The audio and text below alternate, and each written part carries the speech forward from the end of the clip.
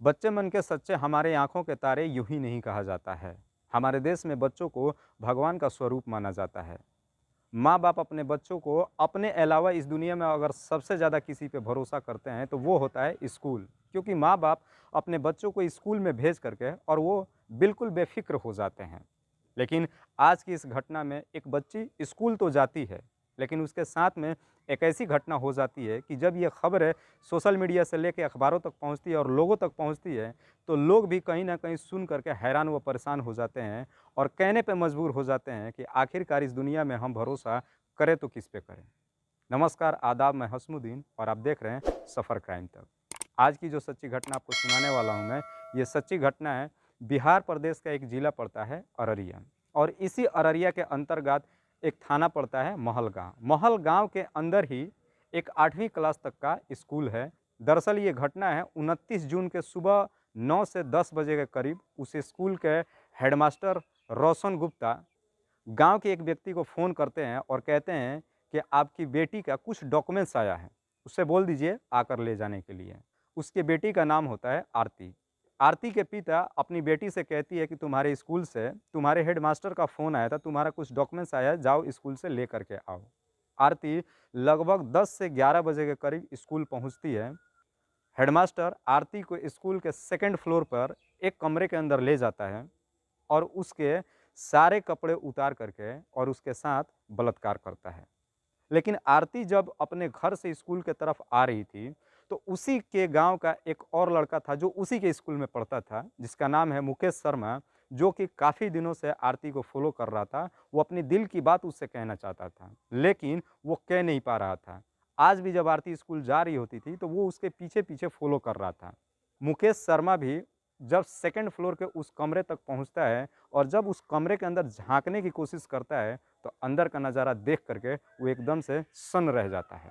वो तुरंत गांव में आता है और ये सारी बातें लोगों को बताता है, और तुरंत ही उस गांव में एकदम हंगामा शुरू हो जाता है और गांव से काफ़ी लोग उस स्कूल पे पहुंचते हैं और इस स्कूल को घेर करके और हेडमास्टर को पकड़ लेते हैं। इससे पहले कि वो हेडमास्टर के साथ मारपीट करते, उस गांव का सरपंच वहां पहुंच जाते हैं और वो गांव वालों को रोक लेते हैं और कहते हैं कि इनके साथ मारपीट नहीं करना है, अगर इन्होंने कुछ गलत किया है तो इसका फैसला ज़रूर होगा। और फिर उसी गांव में पंचायत बिठाया जाता है। पंचायती लगभग 4 से 5 बार की जाती है, लेकिन इसका कोई भी फैसला नहीं हो पाता है। लेकिन तब तक ये खबरें इस तरह से समाज में फैल रहा था कि ये खबर पहुँचते-पहुँचते आखिरकार महल गाँव के एरिया थाने में पहुँच जाता है। जब थाने के अधिकारी को इस बात की खबर मिलती है, पुलिस तुरंत आरती के घर पहुँचती है और आरती को अपने कब्ज़े में ले करके और थाने पहुँच जाती है। जब आरती को मेडिकल के लिए भेजा जाता है और जब आरती की मेडिकल रिपोर्ट आती है, तो एक ऐसी खबर निकल के आती है जिसका शायद किसी ने भी उम्मीद नहीं किया था। दरअसल आरती 3 महीने का प्रेग्नेंट थी। पुलिस को लगता है कि इस लड़की के साथ में शायद ये पहली बार वारदात नहीं की गई है। पुलिस आरती को अपने पास बिठाती है, बड़े प्यार से पूछताछ करके उससे पूछती है कि बेटा, तुम्हारे साथ किसने किया है, कब किया है और कैसे किया है? तुम्हारे साथ हुआ क्या है? एक-एक बात हमें सही तरीके से बताओ।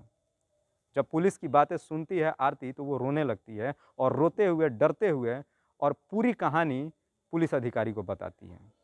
आरती बताती है कि आज से लगभग 4 महीना पहले जब मैं स्कूल गई थी और जब स्कूल का छुट्टी हो गया था, सारे बच्चे जब स्कूल से घर जा रहे थे, तो हेडमास्टर साहब ने मुझे रोक लिया और बोला कि तुमसे कुछ काम है, अभी तुम रुक जाओ।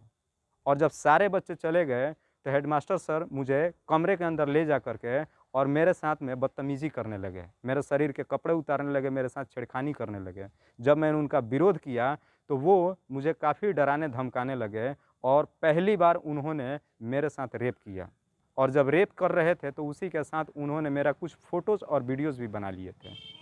और इसके बाद उन्होंने मुझसे बोला था कि अगर ये बात तुमने किसी को भी बताई, तो मैं ये सारी वीडियो सोशल मीडिया पे डाल दूँगा और तुम्हारी बदनामी इस कदर से हो जाएगी कि तुम किसी को भी अपनी मुँह दिखाने लायक नहीं रहोगे और ना ही तुम्हारे माँ-बाप इस दुनिया में ज़िंदा रह पाएँगे, वो भी इज़्ज़त के साथ। मैं काफ़ी डर गई थी और इसी वजह से मैं अपने घर वालों को कुछ भी नहीं बता पाई थी, क्योंकि मैं अपने माँ और पापा से बेइंतहा मोहब्बत करती हूँ। मैं नहीं चाहती हूँ कि मेरी वजह से मेरे मम्मी-पापा को कोई भी तकलीफ़ पहुँचे।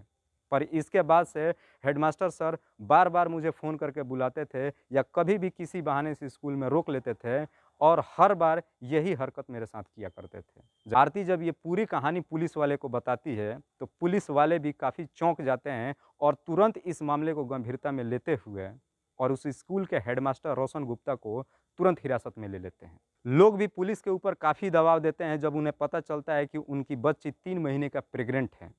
मैं सलाम करता हूं उस थाने के डीएसपी पुष्कर कुमार को, जिन्होंने इस मामले को काफ़ी गंभीरता से लेते हुए और लोगों को आश्वासन दिया कि इस व्यक्ति को पॉस्को एक्ट के तहत मामला दर्ज करके और फास्ट कोर्ट ट्रैक के अंदर इस मामले को जल्द से जल्द चलाया जाएगा और इस व्यक्ति को गंभीर से गंभीर सज़ा दी जाएगी।